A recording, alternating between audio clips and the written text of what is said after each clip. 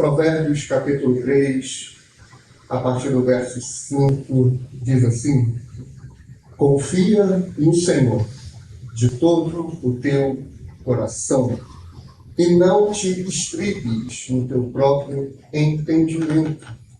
Reconhece-o em todos os seus caminhos e ele endireitará as tuas veredas. Amém? A igreja pode sentar-se com a graça de Deus.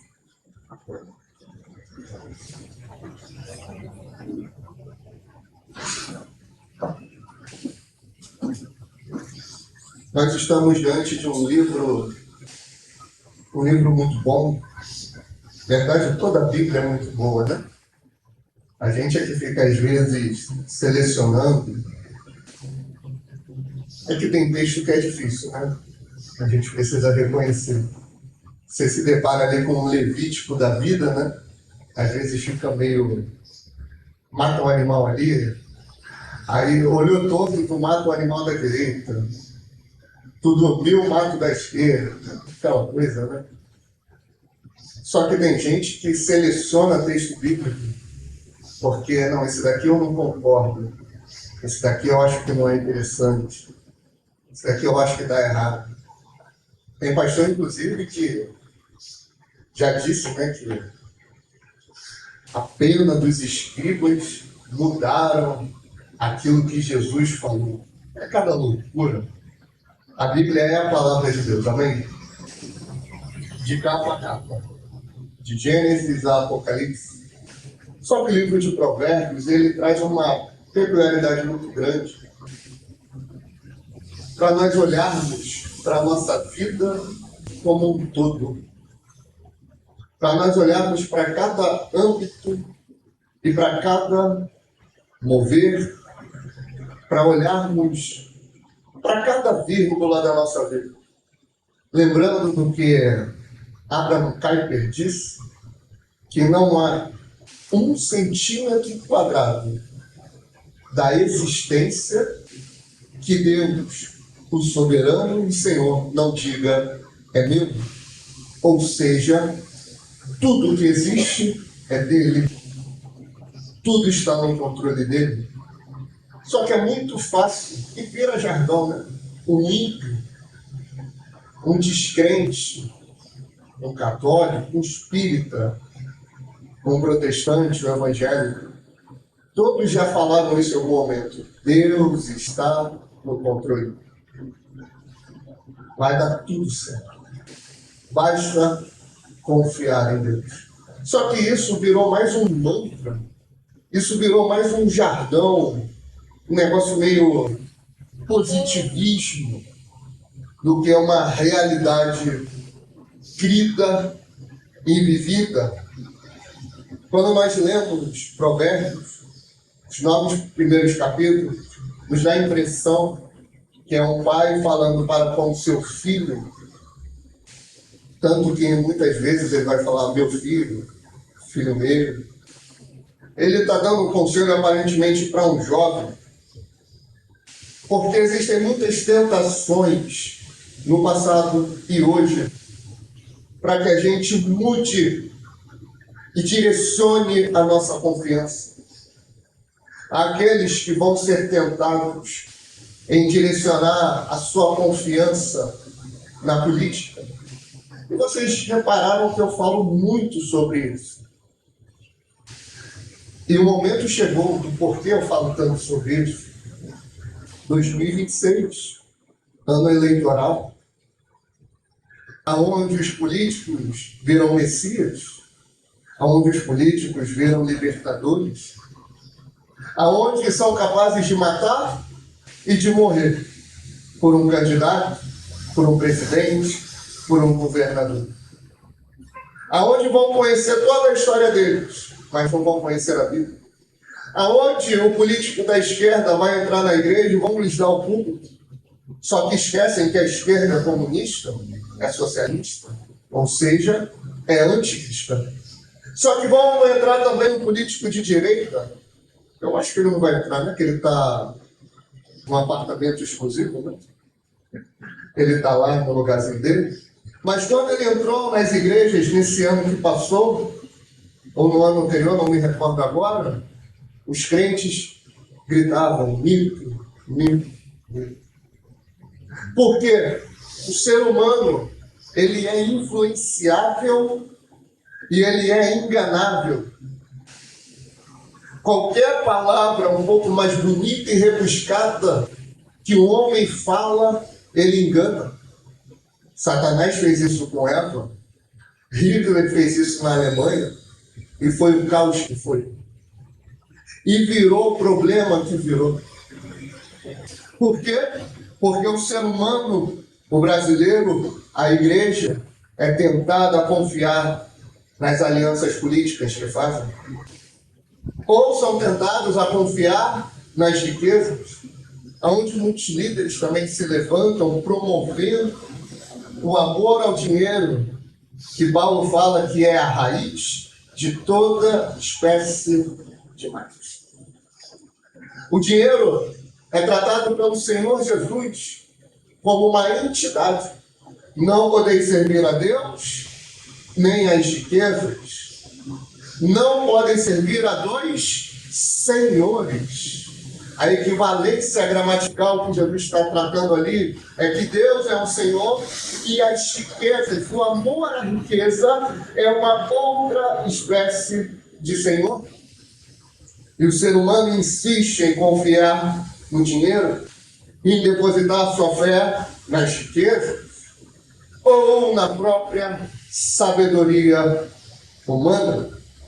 O homem vai confiando no seu próprio intelecto, achando que por ter descoberto muitas coisas já chegou no auge, já é o bambambam, já não precisa de mais ninguém. Só que a Bíblia adverte: não confie o rico na sua riqueza, nem o forte na sua força, e nem o sábio na sua sabedoria. Porque tudo isso é limitado, tudo isso é fraco, é fragilizado, é limitado. Não tem grandiosidade em nada disso. Apenas aqueles que se enquadram em Provérbios 3:5. Confia no Senhor. O que é confiar no Senhor? O que é ter uma confiança total no Senhor? Primeiro, a gente precisa entender o que não é ter confiança total. Não é ter aquele otimismo vago, sabe? Aquela coisa de vai dar certo. Sabe a pessoa que está desempregada? Está desempregada, precisa de emprego. Aí você pergunta: quem, meu irmão? Está entregando o currículo? Não, vai dar certo. Deus vai prover. Mas tu não age, meu filho. Você não faz nada, você não se move. Você fica esperando cair do céu.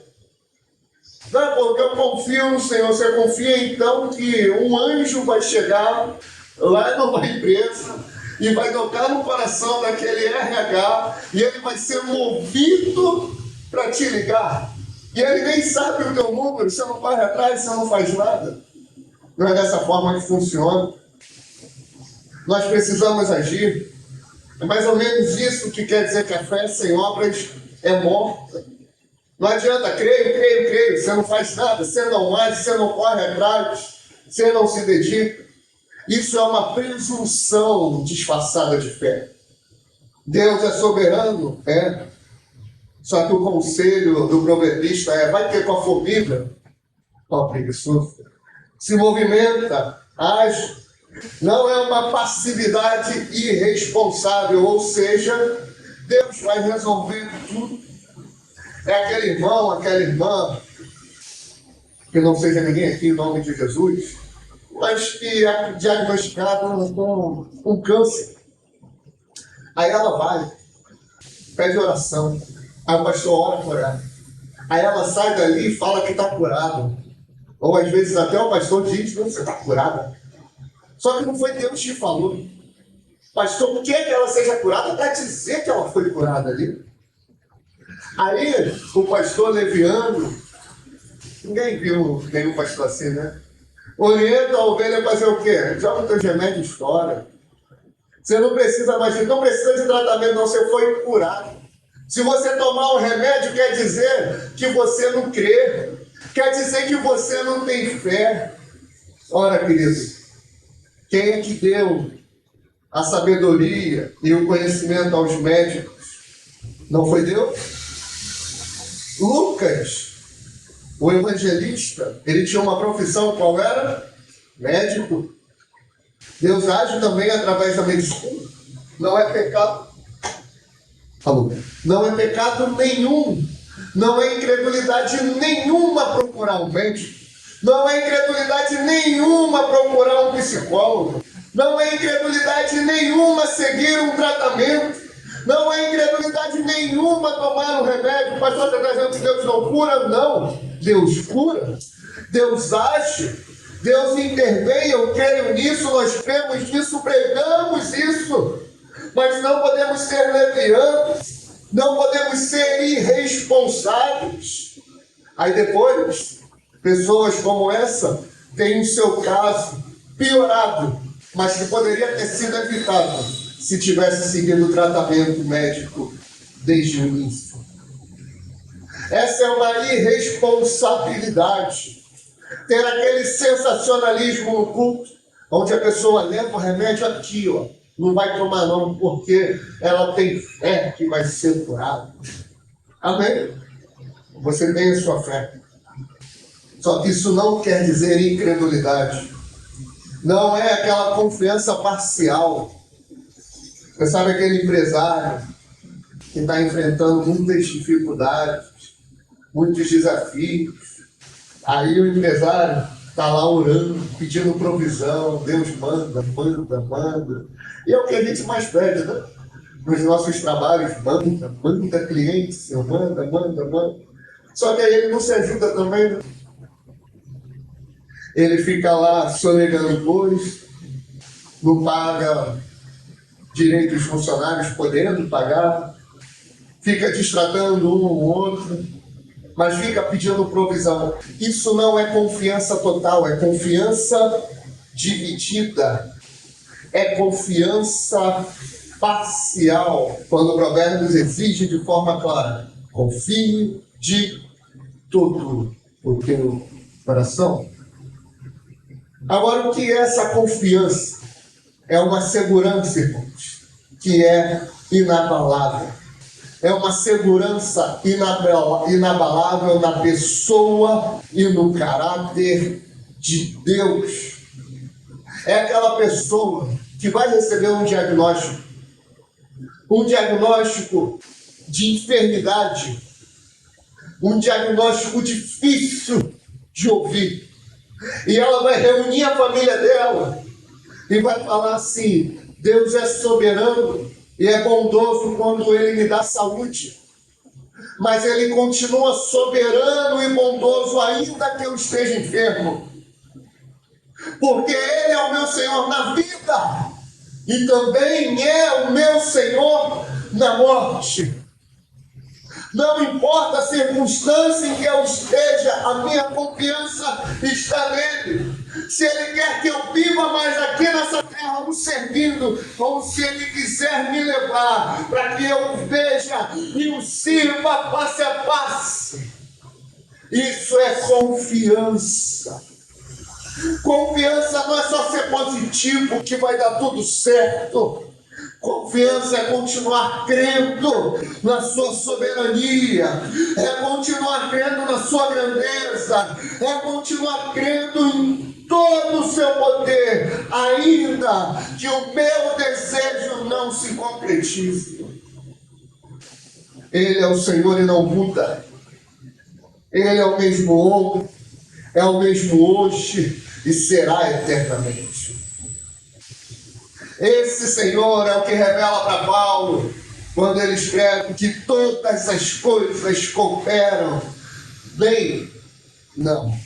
Todas as coisas cooperam para o bem. É diferente.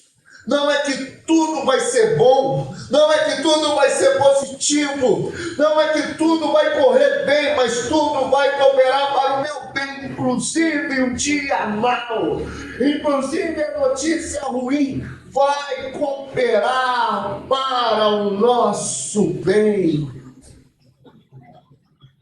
É difícil, entender e acreditar nisso. É a entrega total. A entrega total das nossas ansiedades, dos nossos planos, dos nossos desejos. Mesmo quando a gente tem alguma promessa. Mesmo quando a gente já recebeu alguma direção ou uma revelação. Você lembra de Davi? Davi, o homem segundo o coração de Deus, estava lá, cuidando das ovelhas de seu pai, cuida das ovelhas. Aí chamam ele é ungido rei de Israel. Ele é ungido e assume o trono? Não. Ele passa por um processo longo. Um processo longo. E no meio desse processo, ele tem a oportunidade de encurtar o tempo para assumir o trono. Ele tem nas suas mãos a vida de Saul por 2 vezes. E ele podia executá-lo. E ele podia matá-lo. Mas ele tem humildade. Ele tem fé.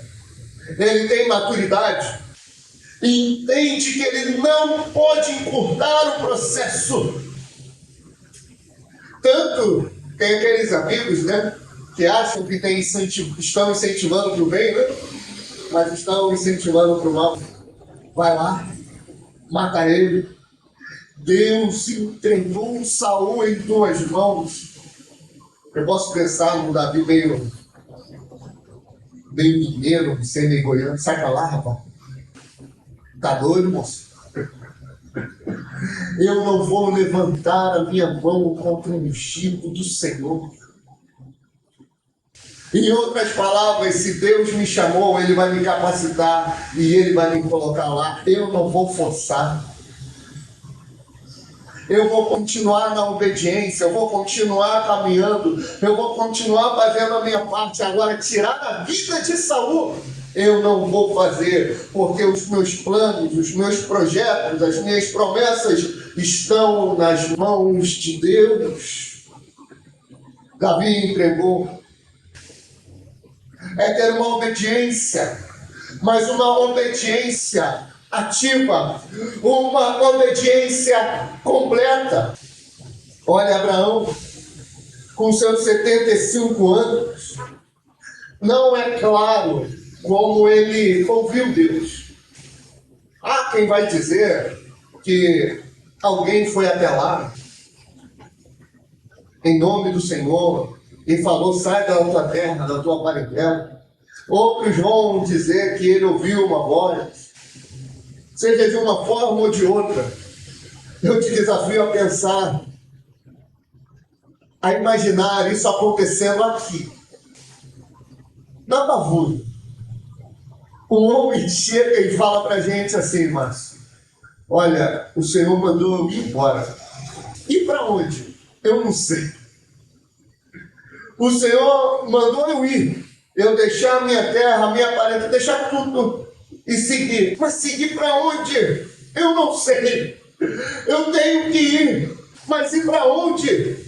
Eu não sei. Sabe por quê? A preocupação de Abraão não era com um destino, mas era com a obediência. Era em ser fiel àquele que o havia chamado. Não era simplesmente aonde ele ia chegar, mas é se ele estava sendo obediente desde o início do seu chamado. E ele ouve aquela voz, e ele continua. Hebreus 11:8 vai dizer que pela fé Abraão ouviu a voz, ele partiu sem saber para onde ia. Só que nesse caminho, sendo obediente, ele se torna pai de muitas nações, cumprindo a promessa em Jesus Cristo. Porque todos que creem no Senhor são filhos de Abraão, são filhos da promessa. Obediência total. Obediência de todo o coração. É uma obediência que não é dividida. Não tem várias lealdades, a nossa lealdade é somente a Jesus.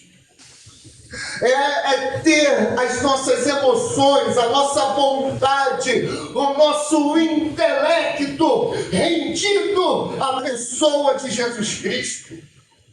Essa confiança não é que vai dar tudo certo, mas é permanecer firme, é resistir a toda e qualquer pressão, e eu te provo isso no texto bíblico. Você tem 3 jovens que estão no meio de uma nação, de onde eles ouvirem o tocar dos instrumentos, eles têm que se dobrar a uma estátua. E ao tocar os instrumentos, eles não se dobram, eles ficam em pé. Porque eles lembram do mandamento do Senhor, que só o Senhor teu Deus adorarás, só a Ele você vai prestar culto, mas está correndo risco de vida. Eu confio nessa palavra, eu confio no Deus que chamou Moisés e deu a ele os mandamentos, eu confio nele, então eu fico firme. Essa é a confiança. É a confiança de todo o coração. Sabe como foi essa confiança? O rei chegou e falou: "Ô, meus filhos, vocês não se dobraram. Eu vou fazer o seguinte, eu vou dar uma moral para vocês, ó. Eu vou tocar de novo." O que é que os jovens falam para ele? A versão 15 atualizada, tá? Nem se deu trabalho. Nem se deu trabalho. Pode tocar, nós não vamos nos dobrar. Mas vocês vão para a fornalha. Se o nosso Deus quiser nos livrar, que Ele livre. Mas se Ele não livrar, nos dobrar a essa estátua, isso não vai acontecer. Essa é a história de Sadraque, Mesaque e Abednego. Permaneceram firmes, com uma confiança que resistiu à pressão, inabaláveis, porque eles tinham uma confiança total, uma confiança plena. Não era 50%, 60%, não era 90%, não era 99%, era 100%. Confia no Senhor de todo o teu coração, não te estribes no teu próprio entendimento. Essa confiança, ela rejeita a autossuficiência. Não te estribes no teu próprio entendimento. Enquanto a nossa nação louva, né, o jeitinho brasileiro, sempre com um método, sempre com uma forma de sair pela tangência, a gente não age dessa forma. A gente pensa, a gente planeja sem problema nenhum, mas a gente reconhece que os pensamentos e os planos do Senhor são maiores do que os nossos. Isaías 55, 8, 9. São superiores. Até porque, irmãos, você não tem o controle da tua vida. Que isso, pastor? Você não tem. Você não pode dizer, como Jesus fala, amanhã faremos isso ou aquilo. Não. Como é que nós temos que falar? Se o Senhor quiser.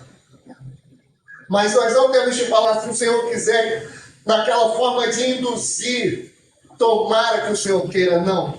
Se for na vontade do Senhor, faremos isso, faremos aquilo, andaremos por tal caminho, compraremos tal coisa, falaremos e faremos aquilo. Se isso for da vontade do Senhor, por quê? Somos seres humanos, entenda isso. Nós não podemos ter síndrome de Deus, de querer mandar em tudo, de querer controlar tudo. O controle não está na nossa mão, está nas mãos dele. Nós não vemos o futuro, a nossa vida é um sopro. A nossa vida é um vento, ela passa, ela é limitada, por isso precisamos de Deus. Nós somos pecadores, cansamos de falar sobre isso, nosso coração é falho e perverso, quem o conhecerá? Como é que eu posso tomar decisões sozinho? Como é que eu posso tomar decisões baseado na minha sabedoria, baseado na minha vontade? Isso é cegueira espiritual. Isso é arrogância. É autossuficiência. Quando foi a última vez que, ao tomar uma decisão, seja ela uma decisão grande ou uma decisão simples, que você orou?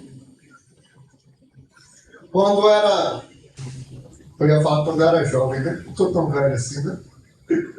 Quando era criança, cresci ouvindo algo que levei para a minha vida. Hora de decisão é hora de oração.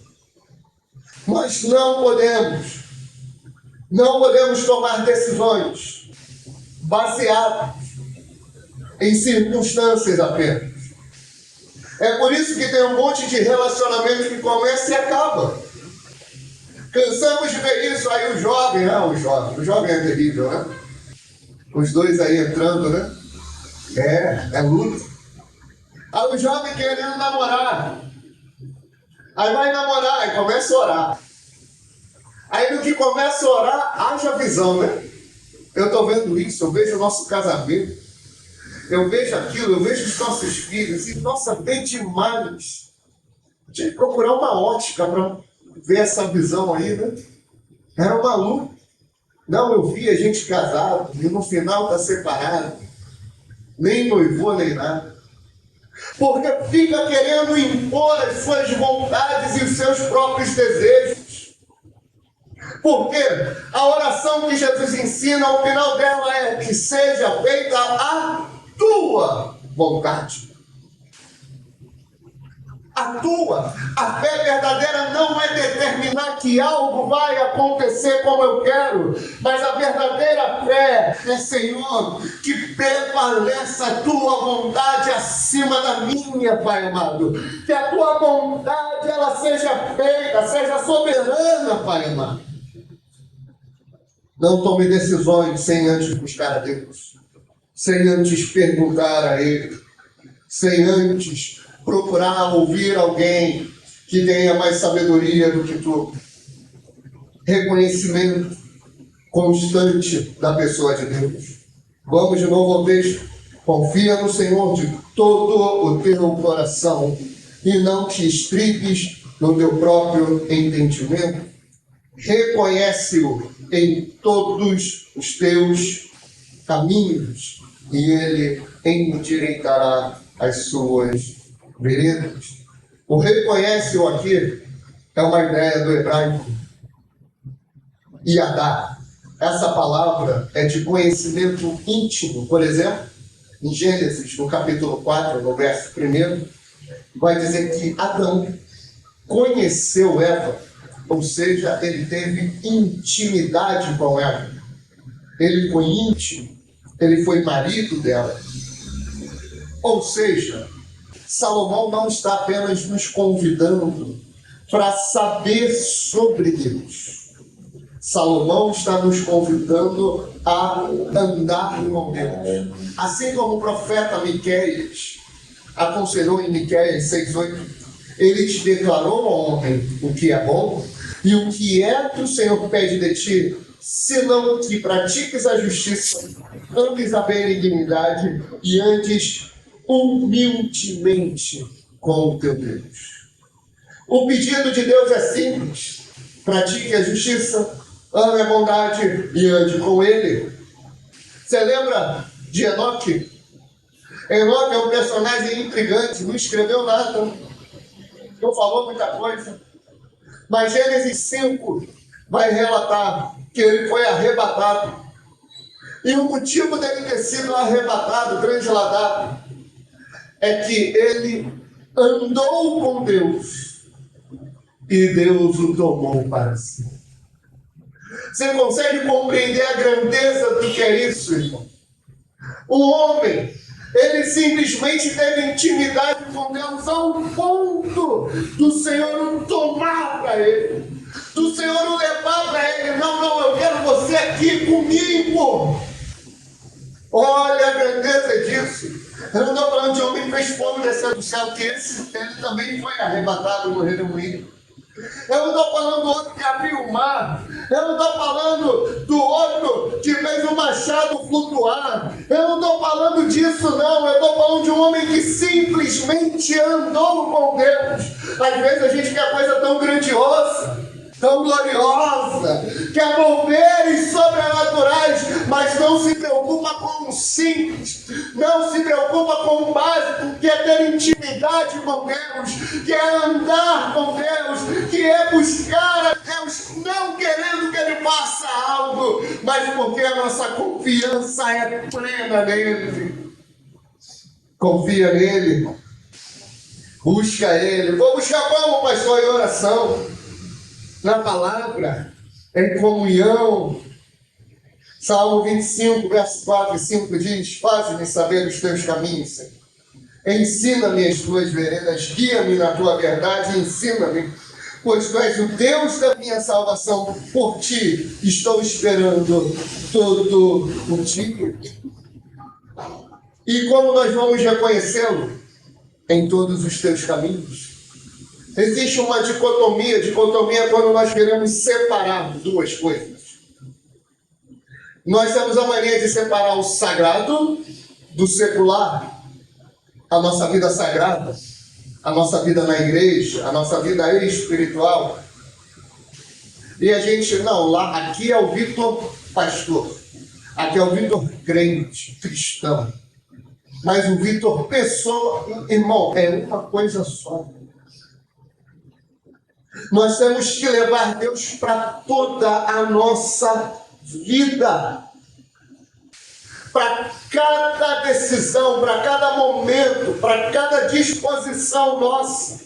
É para o trabalho, é para a família, é para o lazer, é para as finanças, é para o relacionamento, é para a igreja, é para o ministério, é para tudo. Não tem essa coisa de vida secular e vida sagrada. A minha vida toda é sagrada, a minha vida toda é santa. Porque Jesus não salvou só metade de mim, Ele me salvou por completo. Então, antes de aceitar um emprego, uma proposta, você vai orar.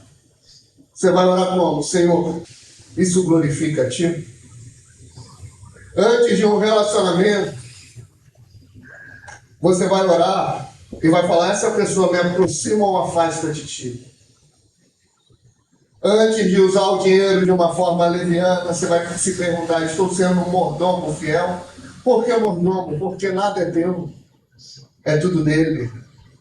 É tudo de Cristo. E Ele endireitará as tuas veredas. Essa é uma promessa que é condicional. Deus guia quem o busca. Ele não promete ausência de dificuldade, mas Ele promete uma direção certa. Você tem isso com José, que teve uma prisão injusta. Só que ele foi bem direcionado e virou governador, o segundo homem mais poderoso do Egito. Você tem o apóstolo Paulo, que sofre naufrágios, sofre prisões, mas ele leva o evangelho até os confins do mundo, até Roma, em muitos lugares, e chegou até nós, graças a ele também. Por isso, quando tu começar o teu dia, você vai orar: Senhor, como eu te glorifico hoje? E você vai terminar perguntando: eu reconheci tua presença em tudo. Leve o Senhor para todo o teu dia, para todo o teu momento. Ele do teu lado, Ele à tua frente, Ele por baixo te sustentando, Ele por cima te cobrindo. Jesus, o nosso Senhor, é a personificação de Provérbios 3, 5 e 6. Ele tinha uma confiança total no Pai. Lembra do Getsemane, lá em Lucas 22? Não a minha, Senhor, mas a tua vontade. Ele rejeita toda a autossuficiência. Em João 5,30 ele fala: nada faço por mim mesmo. Ele tem um reconhecimento constante. Ele foi obediente, segundo Paulo, e obediente até a morte, morte de cruz. E ele teve as veredas endireitadas, mesmo depois de morrer. Ao terceiro dia, ele ressuscitou. Ele é a personificação. Pela cruz, Jesus nos reconcilia com o Pai, tornando possível essa confiança íntima. E pelo Espírito, recebemos o poder para abandonar a autossuficiência e andar em dependência. O Senhor te convida, irmão e irmã, a 3 decisões. Confiar totalmente nele. Entregue aquela ansiedade, aquele plano, aquele relacionamento que você tem segurado com medo. Entrega para ele. Abandonar a autossuficiência. Reconheça, Senhor, minha sabedoria sem ti é loucura. E reconhecê-lo diariamente. Comprometa-se a começar cada dia buscando sua face em oração e palavra. Não espere crise para confiar. Cultive dependência agora. E quando a tempestade vier, suas raízes estarão firmes. Salmo 1. Bem-aventurado o varão que não anda segundo o conselho dos ímpios, que não se assenta na roda dos escarnecedores, mas antes tem o seu prazer na lei do Senhor. E esse varão, ele será como uma árvore plantada junto a ribeiros de água. Amém?